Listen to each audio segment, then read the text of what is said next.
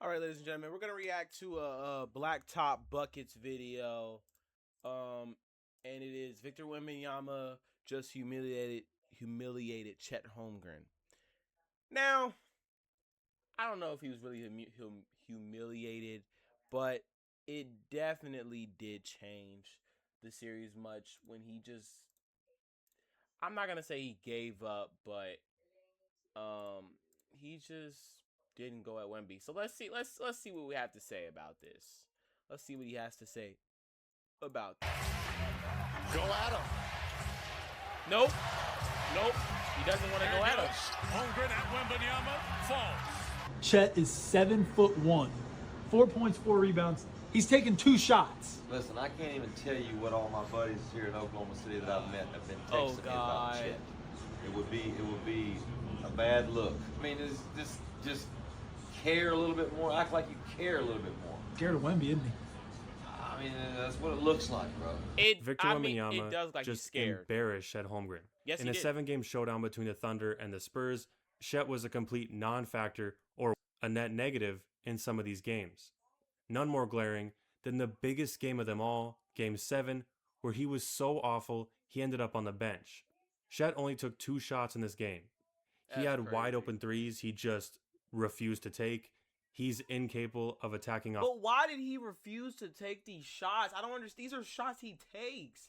Like, I don't understand. Like, you know, it's different if you're in the paint and you're ducking Wemby and you're like just trying to, you know, get around him.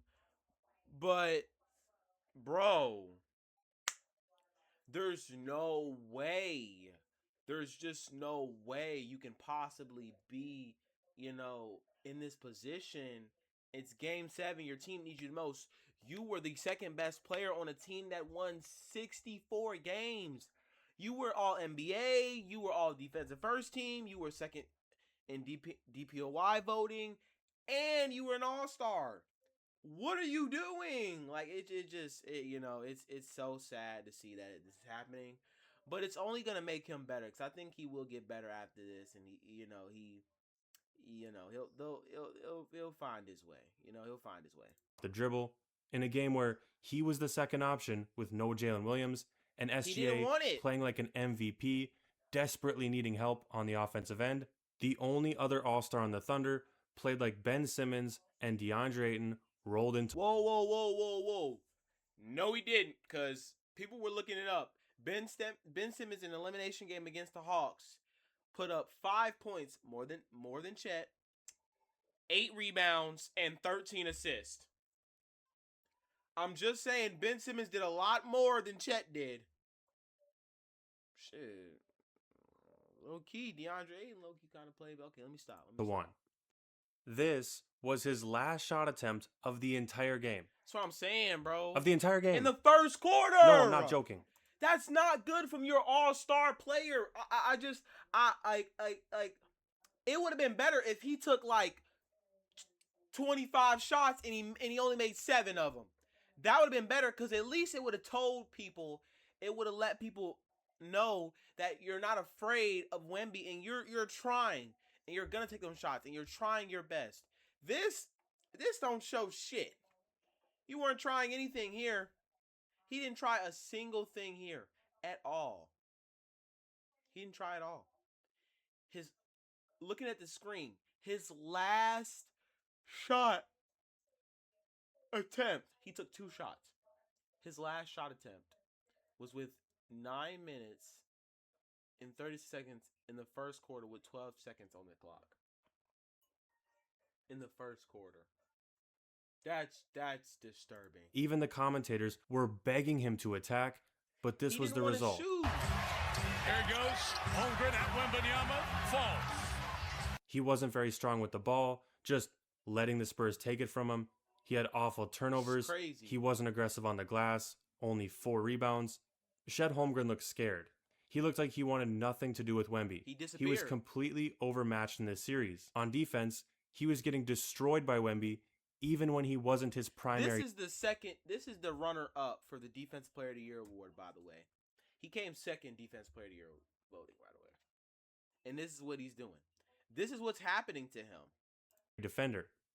One of Wemby's first buckets in Game 7 was a nasty poster on Chet. Yes, it was. Defensively, all he could try to do I mean, you was can't protect really the do rim much with his right then and size. there, but When they finally took him out, the Thunder suffered in other ways, like when Jared McCain checked in late in the fourth because Chet was unplayable, yeah, and the Spurs immediately punished them on the glass with a putback. Yep. Contrast that with Wemby, who is so dominant, the Thunder had 2 separate game plans and 2 separate lineups for when he's in the game versus when he's out. He had some big shots, none bigger than a deep 3 in Game 1 to Yes. force a second overtime. That is true. But even when his shot wasn't falling, he made an impact. He was dominant on the defensive end, Yeah. blocking shots and locking down the paint. He was a leader for this young Spurs team. He understood the moment and what the game called for. He played with determination. Wemby and Chet just aren't built the same. you know, When Wemby entered, and for people that saying that, oh, one-sided rivalry, oh, it's literally Wemby versus a role player. Let me say this in the camera. Chet Holmgren played like a role player. He is not a role player. He is not a role player because of the fact that he's an all-star, because of the fact that he's an all-NBA player, because of the fact that he was second in Defensive Player of the Year voting, because he was an all-defensive first-team member. He had first-team all-defense. He was a third-team all-NBA member, meaning out of all the players in the NBA that made the all-NBA team, he was one of the best. And he was an all-star. He's not a role player. For everyone trying to say he's a role player, he is not a role player. He is the second best player on a championship team. On a championship team.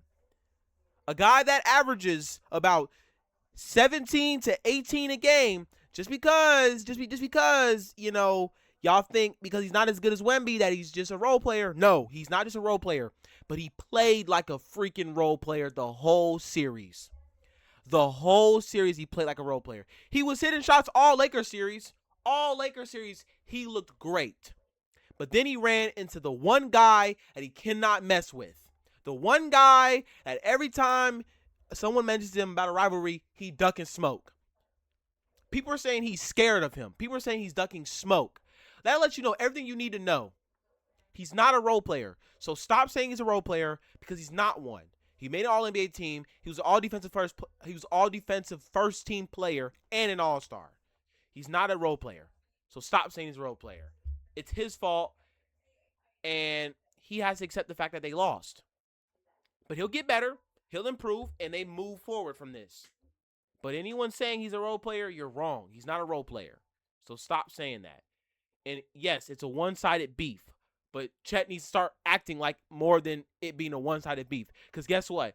You act like it being a one-sided beef is what led to you only putting up 4 points and only taking 2 shots. And your second shot attempt was in the first quarter. And that was it for the entire game. That's why you were unplayable for the rest of the game. That's why your team took you out of the game for a guy who is not only smaller than you, but is not a better player than you, but your coach couldn't even play you in the game because he knew you were too afraid to do anything against that man on the Spurs. And that's the simple matter of fact. That's just what it is. That's all it is. He played scared. He was humiliated. Yes, that's what happened. OKC's fans know this. I don't know why people outside of this don't know this. Yes, OKC fans, it is one-sided beef. But your guy needs to stop pretending like this don't mean shit. Because now it does. He beat you. He beat you. He beat the best player on your team, and he beat you. The team beat you. They made you look like a fool. What are you going to do about it? You know?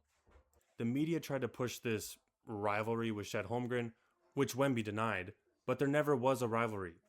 No, there never was a rivalry because Wemby, it's a one-sided rivalry. Wemby, has beef with Chet, but Chet doesn't have any beef with him. But Wemby did publicly say that there is no beef, there is no rivalry. You want to know why there's no rivalry? Because Wemby's just too good. Wemby's just better than him. Wemby's better than him, and it's not even close. That's why it's not a rivalry. Not because Chet's some freaking role player like I try to claim. Not no freaking role player. He just played like one. Stop it. Just isn't as good as Wemby. He never was. No, he's not as good as Wemby. He's not. but that doesn't mean he's not good. You know what I mean? Like, and no one's saying he's not good, but he's just not as good as Wemby defensively or offensively. But that's there's nothing against Chet. You know what I mean? Mind you, they have 2 7-footers, and they couldn't stop Wemby. You know? Numbers obviously show Wemby as a far more dominant player. Yes. But numbers aside, Chet just doesn't impose his will the same as Wemby. Also, Chet wasn't guarding Wemby really much this series. The main defender on Chet majority of the series was Wemby. The main defender on Wemby this postseason against the Thunder was mainly just Alex Caruso. That'll let you know. You know, he didn't want to see him. He's clumsy, he's not aggressive, and he's not very strong. No. He plays like he's afraid of the moments. Yes. He plays like he just doesn't care. Yes. Chet was one of the main reasons the Thunder lost this series. Yes, he and is. of course, Wemby was the main reason the Spurs won this series. And I said this, you know, and my Lakers did lose, but I'm not a salty fan. They were the better team. They out-talented us. They were more talented than we were. And there was nothing we could do about that. And we couldn't defend Chet. But we played our ass off, and we defended Shea really well. And the Thunder took that blueprint, and, you know, they did really well defending Shea the whole series. Sometimes, you know, fouls weren't called. Sometimes he was flopping. Sometimes, you know, things happen. But, you know, it is what it is. The Spurs won. And I said this going into the series, that Chet would look different. I said Chet wouldn't look like he did against the Lakers. I also said that he would be a pedestrian, which he was a pedestrian in the entire series against the Spurs, because that man right there is his kryptonite. That man can make Chet go from looking like an all-star to a below average role player any day of the week. It's just that simple. Chet just has to get better and find a way to combat against Wemby, because, yeah. You know, if there's one day in your life for our young career right now where you got to do more than you used to, it was today. It was today. You hear that boy's voice? Look. Other people are posting videos like saying, like, I'm not going to react to this video, but it's a great video to think about reacting to, you know what I mean? I'm not going to react to it. Anyways, ladies and gentlemen, I really hope you guys enjoyed this video. My thoughts on the Thunder. Going on from here, I don't think you need to trade Chet. I just think Chet needs to take into offseason with a different mindset. Come back with revenge against Wemby. You need to build hatred for this man, because you need to hate this man in order to beat them. Y'all could have won. I mean, J-Dub didn't play, so you know, that's another deciding factor at the same time, you know. But other than that, if Chet just had a little more dog in him, if he just wanted to beat Wemby, he would have beat him. Anyways, ladies and gentlemen, I hope you guys enjoyed this video. Make sure you subscribe. Comment below what you want to see in the next video. As always, Zola. And I'll see you guys next time. Peace.